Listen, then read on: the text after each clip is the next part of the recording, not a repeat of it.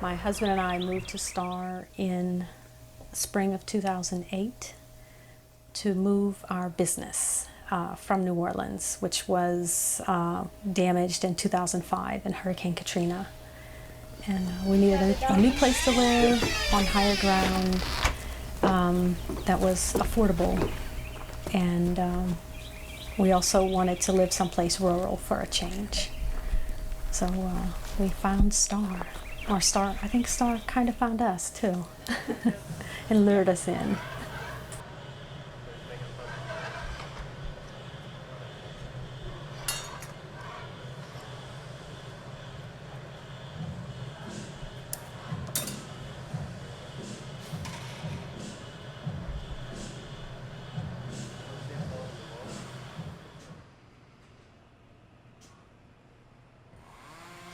I think one of the fun parts for me is probably working with my employees as a team to come up with new ideas and develop the product that we want to represent us the best, and everyone working together to create that to the best of our abilities.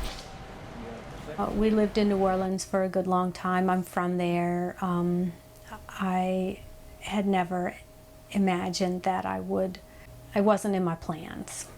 And then, the city flooded and we didn't really have a choice.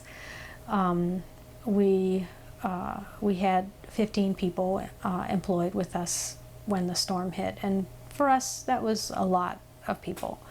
It was hard to, it's like, where'd they go? Who, what can we do for them? Because these were our friends.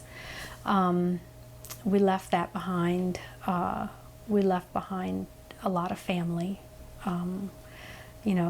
For, I don't know, I'm probably related to half the people in New Orleans. And coming to some place so far away and so different from New Orleans also meant that we probably wouldn't have people coming to see us on a regular basis. So, just knowing that was a kind of a tough hurdle to just kind of, oh, it's okay. It's okay. Just keep yourself busy with work. This is our latest furnace model that melts 135 pounds of glass. These are high temperature ceramic components that go up to 3,000 degrees Fahrenheit. So we model this thing completely from start to finish. And then we take each virtual part and send it out to one of our computers or to our shop to be made by hand. We make all of the ceramic parts that we use in the furnace, the high temperature parts. So we have to make the molds into which we cast the high temperature ceramics. Essentially just built parts around it with the mold. I began to create, essentially wrapping metal around these cast forms. Well, Starworks Center is kind of a laboratory for us to put our mission into practice. And the mission of Central Park NC is to grow a new regional economy based on the sustainable use of the natural and cultural resources of the region. So Starworks is kind of like a little laboratory for us to sort of try out different things to make that mission happen. Essentially, our business is a tenant of Starworks, but we're more than that. It is more like a family. And really, when we came here, we don't have another family. So we moved here with knowing no one. The Starworks became our family. The people of Starworks. It's sort of a landing pad for people to really come to Star from somewhere else, I think, and eventually kind of integrate into the rest of the community by other ways. Small towns, like it or not, small rural communities can be very insular kinds of communities that maybe don't take as easily to newcomers and people from different ethnic backgrounds and religious backgrounds and so forth. So I think that having a place like Starworks to sort of provide kind of a more nurturing kind of environment, kind of a little safe environment for them to get to work, literally. What we really focused on here is to reduce the amount of hardware that went in it, so we cut out all of our parts of metal so that they interlock together. We want to be able to cut all the parts out with a CNC plasma cutter and not have to rely on cutlery.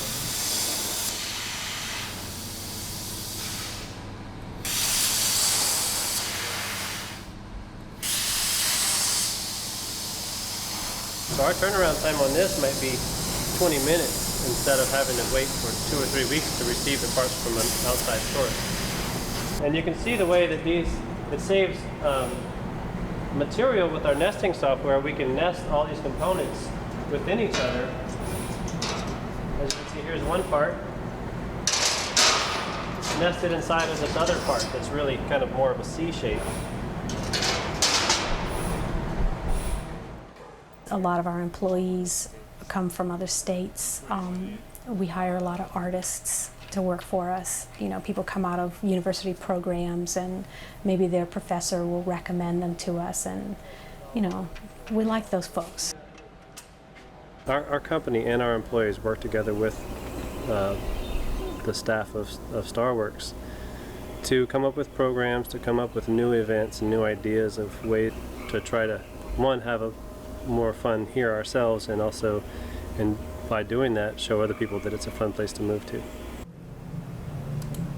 This thing really can't go together wrong. There's only one way to put it together, and it's the right way. This building alone employed over 1,000 people in a community with a population of 800. And you know, when this and the other manufacturing businesses sort of disappeared, I think it's a tremendous cultural shock, I think, for a lot of folks. When manufacturing really came to the South, you know, after World War II, you know, you got out of high school or whatever, and there was always a job for you.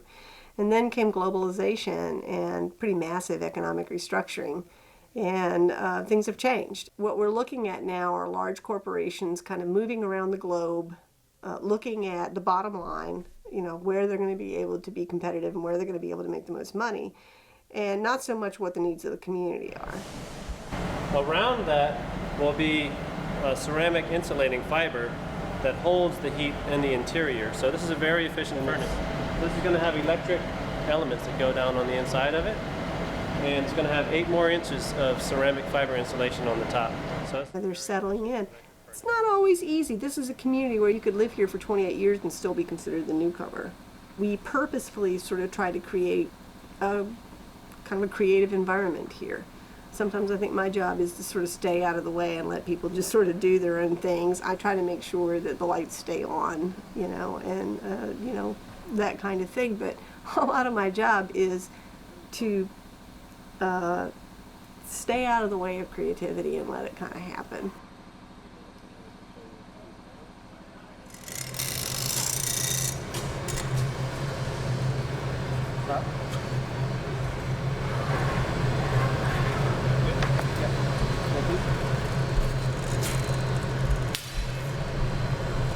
I do think that there will be more artists moving here, and I think that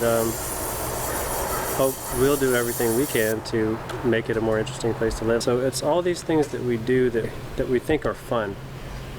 We do those things because we think that will attract more fun, exciting people to move here, because most places that have those are cities, and it's hard to get people to move from the city to the country.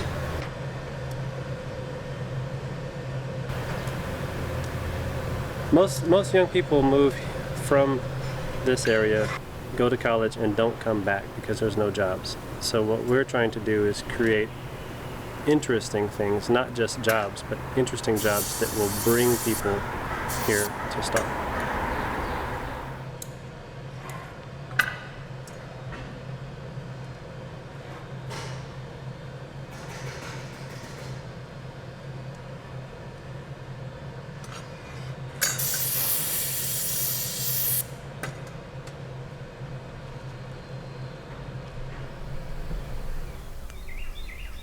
We made great friends with our neighbors.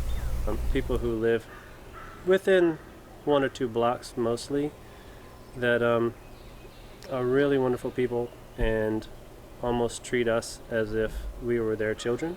So it's just a lot of good people, a lot of good stories, a lot of characters.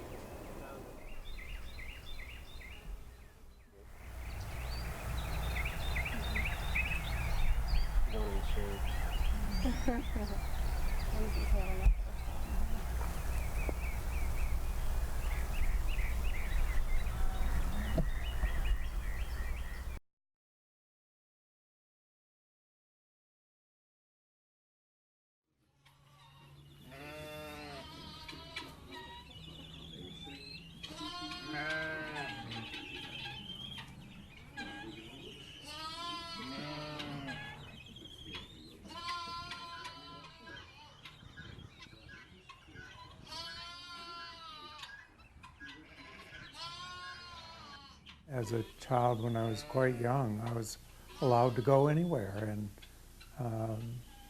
I really liked the woods. My father died when I was 8. One of the things he told me, Ann, there's no such word as can't. You are able to do anything you want to do. All 3 of our children were born in Philadelphia, so Ann stayed home and took care of the children, and I taught, and then was a reading consultant for the school, or for the Chestnut Hill Academy. And then I became head of the lower school, and then was selected to go to Nashville as the headmaster of a school. We had always had a farm. Once we went to Nashville, one of the first things we did was buy land. It had a cabin on it, that's all. And then we sold that and bought another farm, and that did have a house and barn on it. And we had that for several years, and then we bought the place, the Newton Cannon farm, and we were restoring that farmhouse. So we'd had farming experiences, but really not until the last farm did we bought a few cows, and we had, but as I say, people our age were just more exposed the way, I suppose today children are exposed to the mall. Well, we didn't have, as Ann said, we didn't have malls, but we had farms around, and so you just knew about them. Anyhow, but I had decided I really wanted sheep. And so when we moved to New York State, that was the time we bought a farm up there, and that was the time to get sheep. And the vet who we went to with our dog happened to raise Dorset sheep. And he said, well, I can fix you up with some lambs. And so we bought 4 little ewe lambs from him.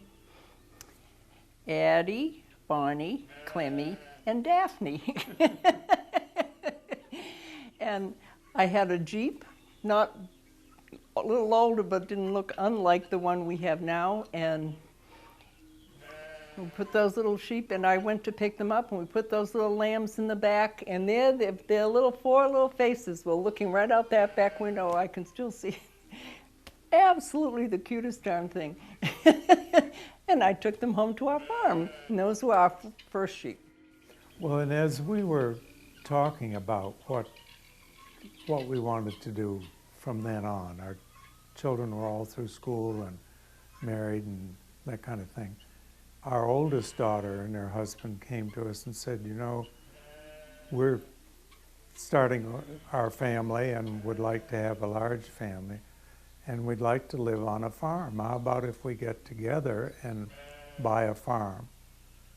So that, I think, spurred us on to say, hey, maybe this could work. And so we then decided to, work it out. And so we bought this farm together. Eventually we divided it so that we could put our portion of it under easement, but you know, basically we own the farm together. If you're an educator and you're dealing with these things all the time, you realize the value of preserving farmland, and so that people can learn. I mean, as Ron said, when we grew up, everybody knew somebody who lived on a farm. And I mean, we hear that all the time from people who come here on tours, and parents who come with children. My children have never been on a farm before, or, you know, that kind of thing. School groups, and the teacher will say, you know, there are several children here who have never seen a farm animal, you know, up close. I mean, other than on TV or pictures. Then I think as far as our personal commitment is concerned, we talked about, we're very fortunate. We have 3 children. Like Ann's mother, and talking about college, and my parents talked the same way, that yes, of course you're going, and that's what you're going to do, and we thought that's what you did, so we went. Now, I'm not sure we knew why, and it did take a while before we got that worked out, but anyway, we went. And we told our children that when you grow up and when you go to college, then you'll be able to find a way to contribute to the world and so forth. And we told them that we would finance their education, and we paid for their weddings, and then they're on their own. So we didn't have to sit around thinking, oh, don't order a second ice cream because you've got to save money to leave to the children. They're on their own, and our children have been on their own and are on their own, and what we do with what we have is really our decision. We keep them informed, but I don't think there's any feeling about, oh, there goes the inheritance kind of thing. Because there is probably, although I question it, but there is probably a loss of estate when you put money in for an easement. I think probably if you live long enough, that a property like this with an easement is going to be worth so much that it's going to be hard to complain about the value of it. And somehow I don't want to see a big box store built where this farm is. And so that's what we talked about and decided let's see if we can't do it. The long days. We've just completed lambing season, and you know, the last check is at 10 o'clock at night, and you're tired and you're just hoping some ewe is not down there with a lamb being born backwards or upside down or whatever, because it's a long, hard process right then. We're fortunate that for whatever reason, things have worked out, and part of it was this putting the farm under easement, that we can afford to do what we're doing. But somewhere there is a commitment to pass on how animals should be raised, and where people can come here and see that, and then see the products that you can get from it, and, you know, taste the lamb and realize that in fact, it's a lot different than grocery store. and connect. You know, I think I see us providing a way for people to connect to the farm, to farming, and to this farm. And I think we're the perfect ones to do it. And I think because we want to have the physical farm, I just feel that there's some way to pull this together. I think the Land Conservancy connection with us has been a big benefit. And I want people to also understand that these things can fall into place and benefit a lot of people in the process. I think we get so, in today's world, we get so removed from everybody. You know, you don't know people, you don't, everything is done with a gadget, and you need to know people and be able to come in and give them a hug.